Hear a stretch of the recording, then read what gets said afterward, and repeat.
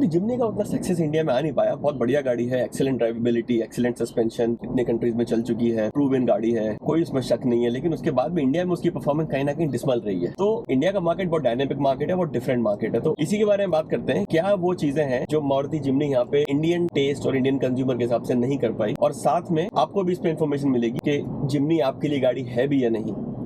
तो सबसे पहला पॉइंट अगर हम बात करेंगे तो प्राइसिंग है, लेकिन प्राइसिंग पे मैं बहुत ज़्यादा जाऊंगा नहीं। सब लोग उसके बारे में बात कर चुके हैं, सबको पता है कि इनसेन प्राइसिंग थी जिसका कोई तुक नहीं बनता है। आप कुछ भी उठा के प्राइस कर देंगे और गाड़ी बिक जाएगी, ऐसा इंडिया में या किसी भी कंपेटिटिव मार्केट में नहीं होने वाला। और अभी उन्होंने प्राइसिंग कम भी करी है, तो वो तो एक रीजन है ही, लेकिन उसके बारे में काफी बातें ऑलरेडी हो चुकी हैं, तो उसके बारे में बात नहीं करते। हम बात करते हैं इस चीज के बारे में कि गाड़ी में पीछे 2 डोर मारुति ने दिए और एज अ फैमिली कार उसे प्रोजेक्ट किया, लेकिन उसके बाद भी वो गाड़ी अपने सेल नहीं ले पाई क्योंकि फैमिली के लोगों ने भी उसको उतना पसंद नहीं किया। उसका रीजन में जो मेरे को समझ में आता है वो ये है कि मारुति जिम्नी में आपको पीछे डोर तो मिल जाता है, लेकिन ये गाड़ी बहुत नैरो है, जो कि ऑफ रोडिंग में उसको फायदा करती है, लेकिन आई थिंक कुछ ज्यादा ही नैरो है, जिसकी वजह से it is strictly still a 4 seater. और इंडिया में अगर आप गाड़ी 4 सीटर देंगे तो कई फैमिलीज पीछे हट जाएंगी, कम से कम 5 के लिए तो एक्सपेक्ट करती हैं। So that's one major drawback of Maruti Jimny, जो कि वो 2 डोर पीछे होने के बाद भी अपने उसको कैपिटलाइज नहीं कर पाई। सेकेंडली, आपका पिछली जो सीट है उसकी दैट्स नॉट कंफर्टेबल। मैं उसमें बैठा हूँ, मेरी हाइट 5'6" है, उसके बाद भी जो उसका सीट का कंफर्ट है वो मेरे लिए भी अच्छा नहीं था। अगर कोई उसमें आप 5'8", 5'9" से ऊपर बैठा देंगे, वो तो अंडर थाई सपोर्ट तो है ही नहीं। डोर्स देने के बाद भी इतना बड़ा एक एस्पेक्ट कवर करने के बाद जो थार लैग करती है, और थार में सबसे बड़ी दिक्कत डोर का ना होना है, जो कि मारुति जिम्नी ने कवर कर दिया। लेकिन उसके बाद भी अगर आप सीट में कंफर्ट नहीं देंगे तो जितने भी आपके एडल्ट्स हैं वो उसमें नहीं बैठ पाएंगे। और एक जब भी कस्टमर उसको लेने के लिए गया, वो चीज मेरे सामने आई। कई लोगों से मैंने भी शोरूम पे बात करी, सब ने यही बोला कि यार पिछली सीट इसकी बिल्कुल कंफर्टेबल नहीं है, इसमें हम किधर से बैठ जाएंगे। सो डिस्पाइट हैविंग 5 डोर्स, वो गाड़ी अपने आप को कैपिटलाइज नहीं कर पाई क्योंकि उसमें पिछली सीट का कंफर्ट, पिछली सीट में जगह काफी कम थी। पिछली सीट में आप क्या कर सकते हैं कि आप 2 छोटे बच्चे बिठा सकते हैं, तो वो तो आप थार में बिठा सकते हैं, बच्चों को प्रॉब्लम नहीं है, प्रॉब्लम मेजरली एडल्ट्स को आती है, तो आदमी थार में भी चला जाएगा। आई थिंक जो वो फैमिली कार बनाना चाह रहे थे उसको, वो फैमिली कार का प्रोजेक्शन उनका सही नहीं हो पाया practically on ground. People did not consider it as a family car, I think because of the rear seat comfort and the overall comfort of the vehicle.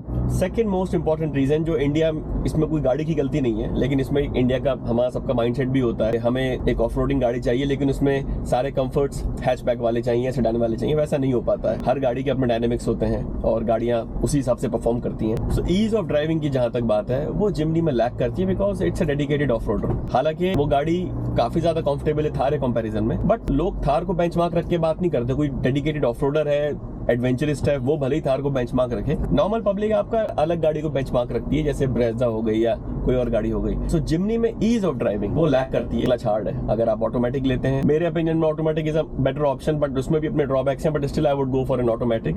लेकिन अगर आप मैनुअल लेते हैं तो मैनुअल में तो क्लच काफी हार्ड है, गियर लीवर उसका इतना टेक्नोलॉजी एडवांस हो गई है, डीजल गाड़ियां उससे डबल सीसी की आ रही हैं, उन गाड़ियों में भी आपको वाइब्रेशन नहीं मिलेगा। आप अगर जिम्नी का लीवर देखेंगे तो कॉन्स्टेंटली हिलता रहता है, वाइब्रेशन तो उसमें रहते ही है। सो वो एक कस्टमर को अच्छी फीलिंग नहीं देता। साथ में हार्ड क्लच ले लीजिए उसका, लोग उसे पसंद नहीं करते। यहाँ तक कि उसका सस्पेंशन बहुत अच्छा है थार कंपैरिजन में, मेरे को तो बहुत ही मजा आता है क्योंकि थार तो काफी ज्यादा कूदती है, जिम्नी तो बहुत कंफर्टेबल है कंपैरिजन में। बट उसमें भी आपका जिम्नी को आप कंपेयर नहीं कर सकते किसी हैचबैक से या किसी कॉम्पैक्ट एसयूवी से या सेल्टॉस से फॉर एग्जांपल, क्योंकि एक थोड़ा उसमें कूदना फांदना, बाउंसी राइड रहेगी क्योंकि सस्पेंशन उसमें सॉलिड एक्सेल्स होते हैं, थोड़ा स्टिफ भी कर दिया जाता है सस्पेंशन, तो आप उससे कंपेयर नहीं कर सकते। But people do tend to compare it with the hatchbacks and pseudo SUVs, if I would say.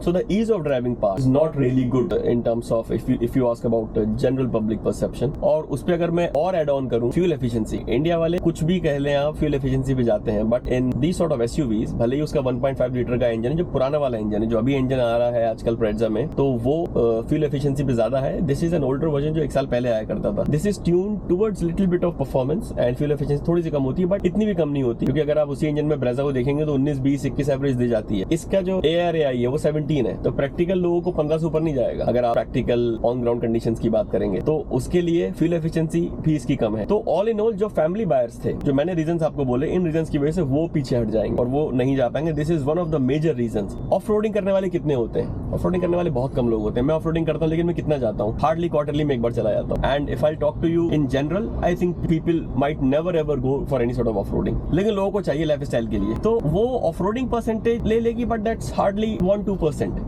जिमनी की वैल्यू प्रोपोजिशन क्या है कि जिमनी आपको एक बेहतरीन ऑफ रोडिंग देती है, उस छोटे इंजन के साथ भी लाइट वेट होने की वजह से वो टक्कर देती है बड़ी गाड़ियों को, और वो ऑफ रोडिंग के साथ साथ आपको एक डिसेंट कंफर्ट ऑन रोड पे देती है और 2 डोर्स भी आपको देती है। तो that is the value proposition. उसको वही आदमी समझ पाएगा वैल्यू प्रोपोजिशन को जो थोड़ा सा एडवेंचरस है, जाना आना चाहता है, ऑफ रोडिंग करना चाहता है। ऑफ रोडिंग करने में ब्रेकडाउन भी होते हैं। कितनी भी अच्छी गाड़ी हो, कितनी मजबूत गाड़ी, off roading is an expensive business. कहीं ना कहीं आपको शॉकर में प्रॉब्लम आ जाएगी, बम्पर में तो बड़े आराम से प्रॉब्लम आती है, मेरे में कितनी बार आ चुकी। तो आपको ऑफ रोडिंग अगर आप जाएंगे, कितनी भी मजबूत गाड़ी हो, थार हो, जी वैगन हो, कोई भी हो, yes they can take the beating, but breakdown भी होते हैं, रिपेयर्स भी अच्छी खासी आती है। तो वो एक इंपॉर्टेंट एलिमेंट होता है जो कि लोग कोई भी पसंद नहीं करता। कोई अपनी गाड़ी इस तरह से नहीं तोड़ना चाहता, जो कि नई नई गाड़ियां होती हैं। ऑफ रोडिंग एंथुसियास्ट को आप अलग कर दीजिए, एडवेंचरस को आप अलग कर दीजिए। हार्डली अगर मैं एडवेंचरस मिला दूं, ऑफ रोडिंग मिला दूं, 5 to 10% इसके ऊपर नहीं जाएगा उनका परसेंटेज, बहुत कम होते हैं। उसके बेस पे गाड़ी नहीं बिक सकती इंडिया के अंदर। थार में यही डिफरेंस है, थार ऑफ रोडिंग की वजह से नहीं बिकी है, ऑफ रोडिंग के अपने चाहने वाले but very minuscule percentage. Thar अपने टशन की वजह से बिकी है, जो उसका मैचो लुक है, जो उसकी इंजन पावर है, लोग लेना चाहते हैं उसको। ये उसका मेजर रीजन है थार का, जो कि जिमनी कहीं ना कहीं लैग कर जाती है। नेक्स्ट पॉइंट जो कि बहुत ही ज्यादा वैलिड पॉइंट है, इसने तो कई ऑफ रोडिंग एंथुसियास्ट को भी पीछे कर दिया इस गाड़ी को लेने के लिए, इसकी engine power. 1.5 litre naturally aspirated engine performance नहीं दे पाता है। आपको अगर ऑफ रोडिंग भी करनी है, मैंने अपनी पिछली वीडियो में बोला कि मैं लिंक ऊपर डाल दूंगा, आपको अगर ऑफ रोडिंग भी करनी है, off roading for someone who is new two off roading, उसके लिए थार ज्यादा आसान है, क्योंकि थार में पावर ज्यादा होती है। एंड थार में पावर के साथ साथ आपको टॉर्क मिलता है, क्योंकि डीजल इंजन, इसमें ना ही टॉर्क मिलता है क्योंकि नेचुरली एस्पिरेटेड इंजन है, और ना ही इसमें पावर मिलती है बीएचपी वाली। तो ऑफ रोडिंग करना, अगर आप ऑफ रोडिंग की भी बात करें तो थार में ज्यादा आसान है practically, I am telling you, then this one. अगर आप बहुत एक्सपर्ट ड्राइवर है, फिर आप कोई फर्क नहीं पड़ेगा, फिर आप इसमें भी कर देंगे जिमनी के अंदर भी। तो that is one part. Apart from off roading, अगर मैं आपको बताऊं योर हाईवे ड्राइविंग, ओवरटेक्स, जब मैं उसे चला रहा था, आपको ओवरटेक्स बहुत ज्यादा कैलकुलेटिव करने पड़ते हैं, आपको कांस्टेंट गियर चेंज करना पड़ेगा उसके अंदर। Now that is again a sort of headache. वो आप थार में अगर आप चला रहे हैं, आप थार का तो ऑटोमेटिक भी इतना बेहतरीन है कि आपको कुछ कैलकुलेट करना नहीं, अपने आप ट्यून हो जाता है, बहुत बढ़िया तरीके से रिक्वायर्ड जहां पे भी होता है गियर शिफ्ट देता है। थार में आपको कोई करने की, कैलकुलेट करने की जरूरत नहीं है, 2.2 लीटर का इंजन है, बट जिमनी में आपको सीरियसली कैलकुलेट करना पड़ेगा।